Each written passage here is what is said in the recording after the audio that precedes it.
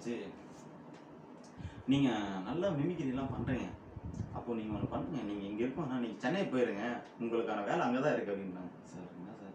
இல்லை இல்லை இல்லை, இங்கே நாங்கள் ஆள்லாம் கொஞ்சம் வந்து குறைக்கிறோம், நீங்கள் அங்கே போயிருங்க, உங்களுக்கு நல்ல ஃப்யூச்சர் இருக்குது அப்படின்னாங்க. எனக்கு அவங்க சொன்னது வந்து என்னை துரத்தணும்னு தான் சொல்லியிருக்காங்க. ஆனால் அவர் ஒரு வார்த்தை ஒன்று சொன்னார், உனக்கு ஃப்யூச்சர் அங்கே தான் இருக்குது, நீங்கள் போங்க அப்படின்னு. அதை நான் பாசிட்டிவாக எடுத்துக்கிட்டேன். நான் அழுதேன்.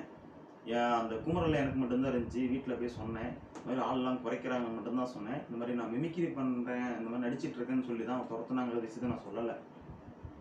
சரி என்ன பண்ணலாம் அப்படின்னா, வேலையை ரிசைன் பண்ணியாச்சு, வேலை இல்லை, துரத்தி விட்டாங்க. என்ன பண்ணலாம் அப்படின்னு வீட்டில் சொல்லிட்டேன், நான் சென்னை போகிறேன், எப்படியாவது நான் கஷ்டப்பட்டுனாச்சு நான் வந்து ஏதாவது நான் பண்ணிக்கிறேன், சாப்பாடு காசு இல்லைடா என்ன பண்ண போகிறேன் அப்படின்ட்டாங்க. என் தம்பி எனக்கு சப்போர்ட் பண்ண ஆரம்பித்தான். என் கூட பிறந்த தம்பி சொன்னால, +2 வந்து படித்ததுக்கப்புறம் நீ காலேஜ் போகக்கூடாதா, நான் தான் போவேன்னு சப்போர்ட் பண்ணால, அந்த பையன் எனக்கு சப்போர்ட் பண்ண ஆரம்பித்தான். என் தம்பி, நீ போடா, நான் ஏதாவது பணம் வந்துச்சுன்னா ஒரு 1000 500 அனுப்பிச்சி விட்றேன், நீ அங்கே போயிட்டு சான்ஸ் கேடு அப்படின்னு